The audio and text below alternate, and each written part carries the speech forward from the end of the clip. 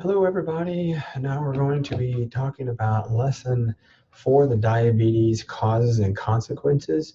So a lot of this information that we're going to be talking about in this lesson will be the overview of what diabetes is, how it starts, and then some of the complications and consequences that go along with it. It will set us up for lesson 5, where we talk a lot more about the pathways and the metabolic problems that are associated with diabetes. So the first thing we're going to talk about are the type of diabetes. The first is the type 1 diabetes, which is characterized by beta cell destruction, usually leading to absolute insulin deficiency. This is about 5 to 10% of diagnosed cases of all diabetes. Now, the important thing is that beta cells, which we're going to learn later, is the cell in the pancreas that is responsible for insulin secretion. And we'll talk more about what insulin is a little bit later. The other type of diabetes is the type 2 diabetes. This used to be known as adult onset diabetes, but now with the onset of obesity in our youth, more and more children are now developing type 2 diabetes, and so now that is the term that is most frequently used. And it's when the body either doesn't produce enough insulin or the cells ignore the insulin itself. Symptoms begin about 10 years prior to diagnosis, and that's an important thing. So if you're working with a client and they walk in and they tell you that they were recently diagnosed with type 2 diabetes, it really means that they've been having some of the complications and the risk factors for about 10 years prior to the point at which they were diagnosed with diabetes. In about 90 to 95% of cases of type 2 diabetes are type 2 diabetes. So most of the people you're going to be working with who have diabetes are going to have type 2 diabetes. The other type is gestational diabetes. So all the future moms out there will need to be aware of this. And it has to deal with when pregnant women develop diabetes and they never had it prior to any type of diabetes prior to getting pregnant. It affects about 18% of all individuals or so, are women. And the important thing and why it's important to be checked for gestational diabetes is that it increases the woman's chance of developing type 2 diabetes later in life, or the child's risk of developing type 2 diabetes later in life. So we'll talk more about how this is diagnosed in just a little bit, but this is the other type of diabetes, gestational. We'll talk more at the very end about how a woman can develop gestational diabetes. It's important to compare the difference between type 1 and type 2 diabetes, the different characteristics, because they are different. Here is just basically a table of the difference between type 1 and type 2. The onset is very abrupt for type 1. It actually will be onset in about a month's period. Someone could be normal, and within a month, they could develop full-blown type 1 diabetes. Whereas type 2 diabetes is more progressive. It takes about 10 years before someone is actually diagnosed with type 2, but over that 10-year period, people have signs and symptoms that are progressing their way towards the type 2 diabetes. Endogenous insulin, just anything that means endogenous means produced by the body. So this means that the body's insulin that's produced by the body is low to absent in type 1. And the reason for that is that the pancreas, the beta cells that normally secrete insulin, have been destroyed by the immune system, and therefore there's very little beta cells to produce endogenous insulin. However, in someone with type 2 diabetes, their beta cells are intact and normal. However, they either don't produce enough insulin or the insulin is not being recognized by the body. Now, depending on the phase of the type 2 diabetes, their insulin levels could be normal, or it could be elevated, or it might be depressed. And the reason it'll be normal is if they start out, the levels might be normal, but as they start to have signs and symptoms and their blood sugar continues to rise, insulin levels will rise with it. But over time, the pancreas will wear out, and they're going to have a lower amount of insulin that's going to be secreted. And we'll talk more about that later, how that develops. Ketosis is basically a fat product that leads to acidic blood. And basically, it means that when your body can't use glucose as fuel, It relies on fat to do so, and as a result, too much fat and not enough sugar can lead to ketosis, which basically is your blood can become very acidic, which can be very dangerous. And in type 1 individuals, this is very common. However, in the type 2 individuals, it's very rare. The age of onset in type 1 can be any age. However, most individuals are younger than 18. Whereas type 2, it can be adults, but also children. More and more children are now developing as well. Body mass, it could be anyone who could be obese to non-obese, so normal weight individuals can get type 1, whereas type 2 is usually associated with individuals who are obese. Family history, so individuals, this is about 10 to 15% chance of one individual, if their family member has it, the other person may get it, whereas someone who is type 2, about 30% chance. Twin concordance means if one twin has it, what are the chances that the other twin has it? In type 1, it's about 30 to 50%, whereas in type 2, if one twin has it, there's a good chance that the other twin will get it. Autoantibodies just means that the immune system attacking the beta cell.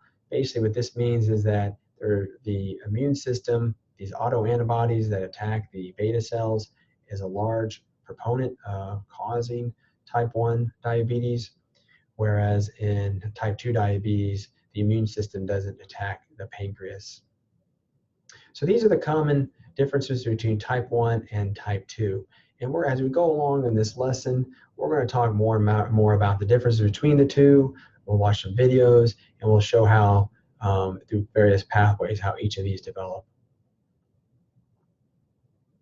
Now, it's important to understand how diabetes is diagnosed.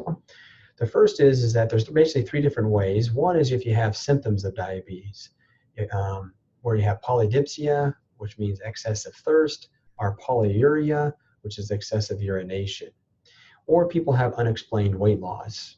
And we'll show a video in just a moment why these three things develop. Not only do they have to have symptoms, but they also have a random plasma glucose, so anytime during the day of greater than 200 milligrams per deciliter. Or they could have a fasting plasma glucose of at least 8 hours of fasting of greater than 126 milligrams per deciliter. Or the individual could have a 2-hour plasma glucose, oral glucose tolerance, which is for a particular test. And we'll show that in just a minute, but you have to have, after 2 hours, your blood sugar would be greater than 200 milligrams per deciliter. Interesting that any of these criteria established the diagnosis, but needs to be confirmed on a later date, which in other words, you'd have to have an individual would need to come in, they have this test done once, they would need to wait a couple of weeks, and they would have to then come in a second time. And if both times they fell within one of these parameters, then they would be diagnosed with type 2 diabetes. However, if let's say they came in the first time and their blood sugar, their fasting blood sugar was 150, they come in a couple of weeks later and all of a sudden their fasting plasma glucose is, let's say, 110, they would not be diagnosed with type 2 diabetes. It has to be on two different occasions, usually separated by a couple of weeks. We have this oral glucose tolerance test that was just mentioned. It's a syrupy drink. Here's a syrupy drink here that it contains 75 grams of glucose dissolved in water, and it's a standard type of drink. It's very syrupy. Think of drinking like an orange type of soda or syrup, and it's standardized throughout the world. And what this individual will do is they'll end up drinking this glucose, and prior to drinking, they'll have a blood sugar, they'll have a blood draw to measure their blood sugar. And then over a 2-hour period, they will see that because of that glucose, your blood sugar will rise higher and higher. And then it should, in a normal individual, it should come back down to what it was prior to the ingestion of that syrup, glucose. However, in type 2 diabetes, because they do not remove glucose from the blood very well, their blood sugar is going to start high, and then it's going to continue to be high for a prolonged period of time. And then after 2 hours, their blood sugar is going to be higher than 200 milligrams per deciliter. And the reason for that is, in people with type 2 diabetes, their ability to get glucose out of their blood is diminished. And this test is testing that a person's ability to remove glucose from the body. So in a normal individual, your glucose is going to go up somewhat, but then it's going to be cleared from the blood very quickly, and then after 2 hours, they should return back to their normal blood sugar. However, in a diabetic, their ability to remove sugar from the blood is diminished, and therefore their blood sugar is going to be elevated even after 2 hours. So what this indicates that normal is going to be after 2 hours, it should be less than 140 milligrams per deciliter. However, if you're impaired glucose tolerance or pre-diabetic, they're the same thing. Usually it's going to be between 140 and 199. Anything greater than 200 milligrams per deciliter after 2 hours of this glucose load will be considered diabetic. Just a note that all future mothers out there will have a oral glucose tolerance test performed, usually in the second trimester, just to make sure or to rule out any gestational diabetes. A note about prediabetes, also known as impaired fasting glucose or impaired glucose tolerance. So you'll see this on the exam. Impaired fasting glucose or impaired glucose tolerance is just another way of calling prediabetes. And prediabetes basically means that you're borderline diabetic.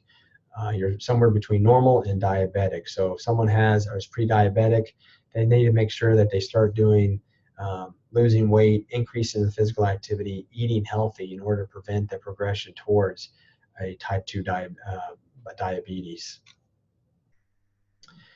We're going to show a video. It's about an 8-minute video that does a really good job of summarizing the difference between type 1 and type 2. And we'll discuss the various differences between the two as the video progresses. All right, so we're going to watch a video here that does an overview about the difference between type 1 and type 2 diabetes. Pay close attention to the differences between the two, and again, we'll talk about these as the video goes along.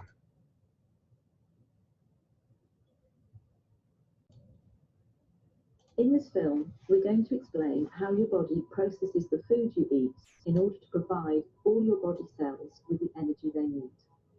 And also what happens when you have diabetes and this system doesn't work properly.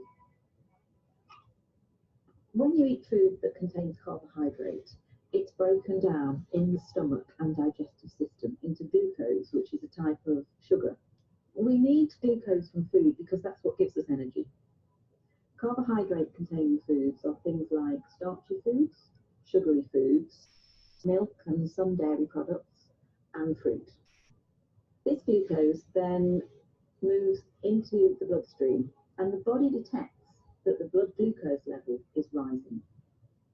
In response to that, the pancreas, which is a little gland that sits just underneath the stomach, starts to release a hormone called insulin. And it's insulin that helps our body get the energy from the food we eat. The bloodstream then takes the glucose and the insulin to every cell in our body that needs it. To make this easier to understand, let's look at muscle cells. At the muscle cells, it's insulin that allows the glucose to get into the cells where it can be used for energy. It's a bit like insulin is a key unlocking the door to the cells so the glucose can get in. That one. So notice here that insulin is actually never entering the cell itself. It's basically allowing the glucose to enter. And we're going to talk more about how that occurs how that occurs in future slides. But just notice that insulin actually never enters the skeletal muscle, but it's the key to allow for glucose to enter.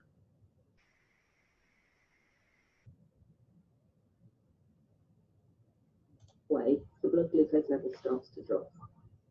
But the blood glucose level can be topped up at any point by the liver releasing extra glucose that it has stored. The blood glucose rises again, and again the pancreas produces more insulin to move with that glucose through the bloodstream to the muscle cells, open the doors, and let the glucose in. The body functions best with the blood glucose at an optimum level. It doesn't like it if the blood glucose rises too high. Normally, there's a cycle within the body which balances out the glucose and the insulin level. And this is a So this is an important slide to look at here. Here's where your glucose levels. Anytime so your glucose levels are within optimal range. So this is like usually your baseline or resting levels. Notice your insulin levels are going to stay there as well. After you eat, what you're going to see is that this level, your glucose level is going to go increase. And likewise, what's going to end up happening is you're going to see that your insulin levels are going to increase with it in order to get glucose back down into the normal range. But when glucose starts to go down into the normal range, insulin will also return to normal as well. That's what should happen in a normal individual. Achieved by the food you eat, the pancreas, and the liver. However, in some people, the system doesn't work properly and they develop diabetes. There are two main types of diabetes, type 1 and type 2. In type 1 diabetes, the body isn't making any insulin at all. This is because of an autoimmune response, whereby the body has destroyed the insulin-producing cells in the pancreas. We don't entirely know why that happens in some people and not in others. Type 1 diabetes accounts for about 10% of all cases. It's most often found in the under 40s, and it's by far the most common type of diabetes found in childhood. In type 1 diabetes, the carbohydrate-containing food is broken down into glucose as normal. That glucose then moves into the bloodstream. Normally, the body would produce insulin to let that glucose into the cells, but in type 1 diabetes, there is no insulin being produced, so the glucose can't get into the body cells at all. So the level of glucose in the blood rises and rises. The body tries to lower the level of glucose, tries to get rid of the glucose through the kidneys. That's why people who have undiagnosed type 1 diabetes tend to go to the toilet a lot to pass it. So this is an important thing here. As you saw in the video, that usually glucose is taken up by the skeletal muscle and other tissues to clear it from the blood. However, if there is no insulin present to help unlock the doors, so to speak, to get glucose into the tissues, it remains in the blood. Well, what happens is it causes the kidneys to work even harder to remove the glucose from the body. But as a result, what ends up happening to remove glucose from the body using the kidneys, it requires a lot of extra water to do it. At the same time, because you're drinking a lot of water, you're also going to be urinating quite a bit. So those are some signs and symptoms that we talked about. Polyuria, increased urination, or polydipsia, increased thirst, because they're always thirsty because they're losing so much water through their urine. So if someone comes on, all of a sudden develops a situation where they start to urinate quite a lot, they're thirsty all the time, and this is very sudden, this could be a sign that they may be developing type 1 diabetes. As the kidneys filter the glucose out of the blood, they also take a lot of water with it. So the person with diabetes will get very thirsty. The urine contains a lot of glucose, and that creates an environment where it's quite easy for bacteria to thrive. So it's also quite common to get thrush or genital itching. In the same way, the blood contains a high level of glucose as well. So more bacteria than usual will tend to breed in flesh wounds, and they might be slow to heal. Glucose can also build up in the lens at the front of the eye, causing the liquid in the lens to become cloudy. That can mean that some people with undiagnosed type 1 diabetes can have blurred vision. Because the glucose can't get into the cells to be used for energy, somebody who's got undiagnosed type 1 diabetes is going to start feeling very tired, lethargic, and unable to sort of go about their normal daily routine. But the body still needs an energy source in order to work properly. So what it does is it starts to break down its fat stores, and that can lead to weight loss. So the main symptoms of type 1 diabetes are going to the toilet a lot, thirst, thrush or genital itching, slow healing of wounds, blurred vision, tiredness, and weight loss.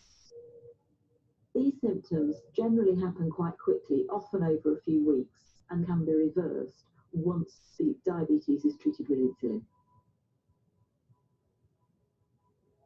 Type 2 diabetes accounts for about 90% of all cases in the population. It's most common in the over 40 age group in the white population, and in the over 25 age group in the South Asian population. Type 2 diabetes is a little more complex because there's slightly more processes at work. Either the body isn't producing quite enough insulin, or the insulin it is producing isn't working properly. That can be due to being overweight because a buildup of fat can stop insulin doing its job properly, but it can also happen in people of a healthy weight. So in type 2 diabetes, the carbohydrate containing food is broken down into glucose in the stomach and digestive system as normal. That glucose then moves into the bloodstream.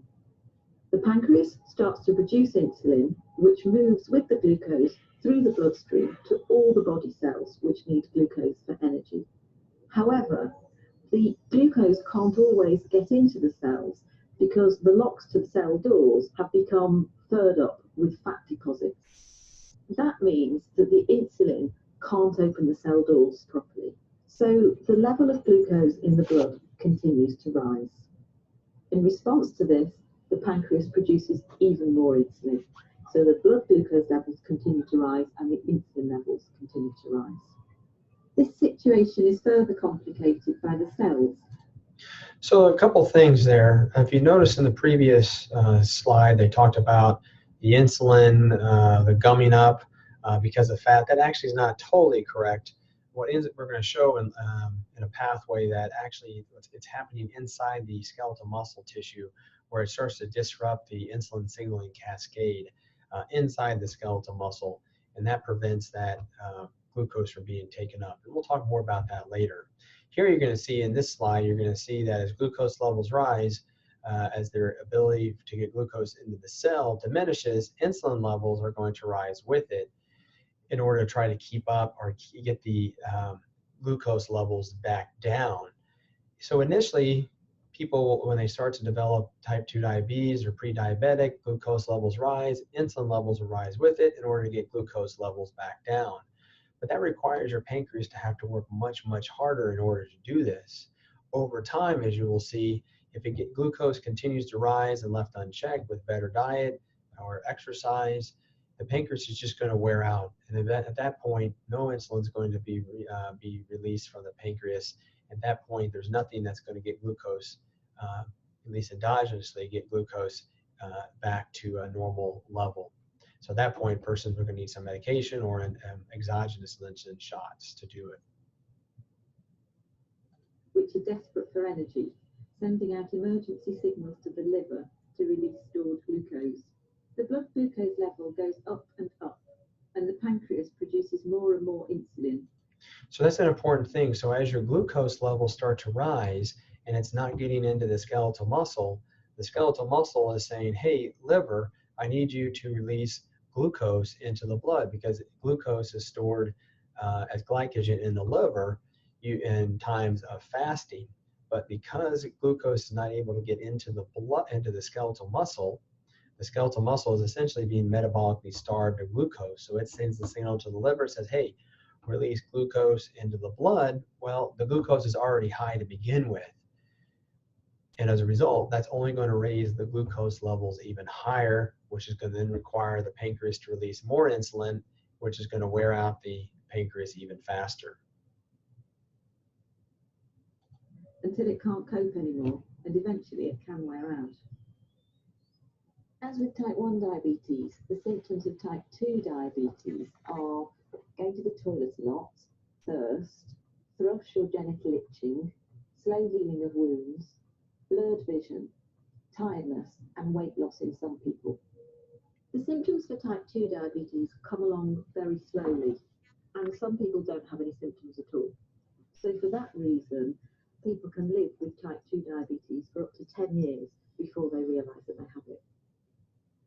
Type 2 diabetes can be treated in a number of different ways. Initially, it may be sufficient to make changes to the food you're eating and to... All right, we're just going to review what they just talked about in terms of it taking about 10 years for this to develop. So we'll continue on the video here. Be treated in a number of different ways. Initially, it may be sufficient to make changes to the food you're eating and to take extra physical activity or lose any weight that may be appropriate. But type 2 diabetes is a progressive condition and most people will need some form of medication to treat it.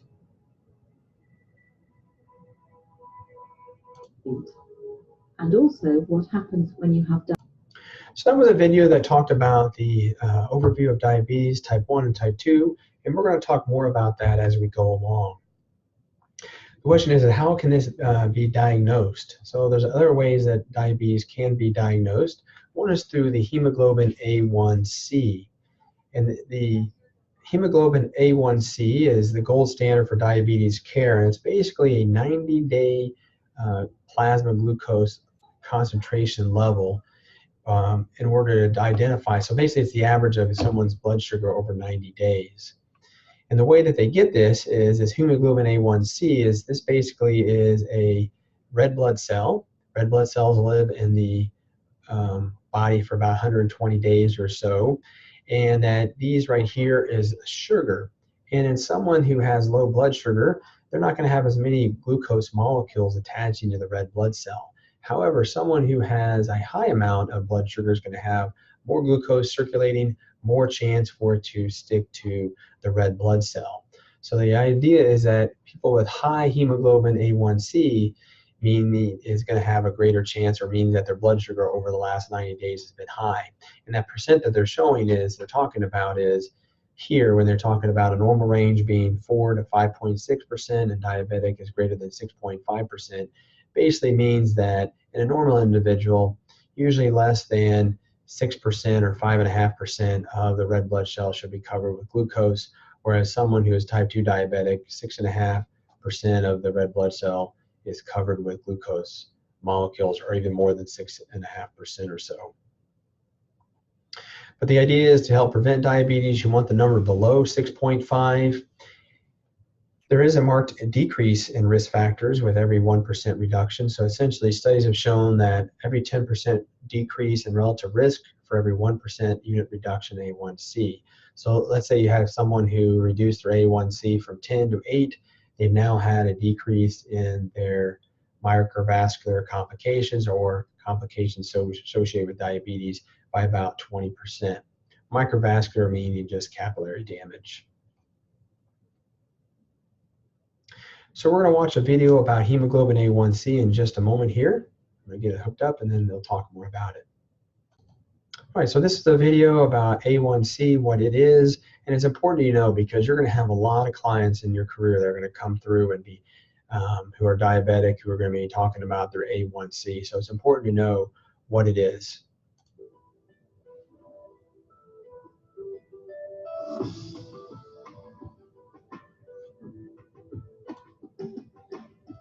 I'm Nicole Johnson for DLife.com. One of the most important tools in our diabetes arsenal is the A1C test. This test is sometimes referred to as a glycosylated hemoglobin test, GHB for short, or HbA1c. They all mean the same thing. It's the blood test that assesses your 3-month blood glucose average. How does it do that? Glycosylated hemoglobin is a substance produced when molecules of glucose link up with molecules of hemoglobin, the main component of red blood cells. The normal lifespan of a red blood cell is 120 days. So if you measure the buildup of glycosylated hemoglobin inside the red blood cell, this reflects the average amount of glucose the cell has been exposed to during its life cycle. This average amount is your A1C. In a person who does not have diabetes, about 5% of their hemoglobin is glycosylated at any given time. So the average A1C is around 5%. In a person with diabetes, A1C levels can range from normal to as high as 25% in someone with very poorly controlled diabetes. If you use insulin, the American Diabetes Association recommends that your doctor measure your A1C level every 3 months. People with diabetes who don't use insulin should be tested at least twice a year. There are times, though, that even people not on insulin need to have their A1C tested quarterly. If you change something about your treatment or you're not meeting your blood glucose goals, for example, your doctor may want to monitor your control more closely. High A1C levels can mean a greater risk for complications from diabetes. The American Association of Clinical Endocrinologists recommends an A1C goal of 6.5% or less. The American Diabetes Association suggests a slightly higher target of 7%. Your doctor will work with you to set the right A1C goal for you. Keep in mind that different labs measure A1C levels in different ways. If you sent a sample of blood to 4 different labs, you might just get back 4 different results. So if your results change suddenly for no apparent reason, first ask your doctor's office if they've changed labs or testing methods. The A1C test is an important tool, though it can't replace testing your own blood sugar on a daily basis. Keeping your A1C low is one of the best ways to delay or prevent the complications of diabetes in the future, and also to make sure you get to feel your best today. All right, so that was a video of the hemoglobin A1C. Again, it's important to understand what it is. Again, a 90-day average glucose levels. And so here is just a kind of a corresponding hemoglobin A1C level to what it would be for your average blood sugar. So again, anything 6 or above is going to be, you're starting to get into the diabetic range, and you get levels that are very, very high. Again, normal values we're going to see in just a moment are much lower than this. Here is a table that talks about the different levels of blood sugar based on the type. So here's fasting blood glucose levels. You should be between 60 and 99 milligrams per deciliter. Pre-diabetic is 100 to 125, whereas diabetic is greater than or equal to 126. Whereas the oral glucose tolerance test, so basically your 2-hour level after drinking that sugary drink, should be less than 140 out after 2 hours. It's pre-diabetic if you're 140 to 199, and you're diabetic if after 2 hours your blood sugar remains above 200. A1C, again, your 90-day average glucose level should be between 4 and 5.6. You're pre-diabetic if you're between 5.7 and 6.4, and if you're diabetic if you're going to be greater than 6.5. So these are numbers that you should be aware of. So make sure that you have an understanding of what these different levels are for the different tests that you'll be using. Well, how can you intervention? How should you follow up? And what are the things that you can do for this? So again, you screen for diabetes, A1C, fasting plasma glucose, or your 2-hour oral glucose tolerance test. And if you're normal, you should just reevaluate in 3 years if there's any risk factors that remain. However, if your A1C is in the borderline, impaired fasting glucose or impaired glucose tolerance, i.e. pre-diabetic, then you're going to do lifestyle interventions such as diet and exercise, and you're going to follow up after 1 year. If your A1C is approaching 6.0 or higher, and you have some other features associated with diabetes, you're going to do lifestyle intervention, and or they may put you on a drug called metformin, which we'll talk more about later, but that metformin is a common drug used to treat diabetes. And they'll follow up 6 months later. If you're diabetic, your levels are going to be lifestyle intervention. They'll put you on metformin, and you're going to be followed up every 3 months. So it's important. These are some of the differences between the two, making sure that the differences are in terms of the different types of treatments based on the glucose levels that you might have. At this point, take a moment, review these questions, making sure that you understand and you have a good understanding of each of these. So you can go back into the slides, making sure that you have a good understanding of each of these questions. But it's a good review also to make sure that you have a good foundation before we move any farther. All right, so this is going to conclude this section of the video. So again, take some review, make sure you have a good understanding before we move on to the next part of lesson number 4.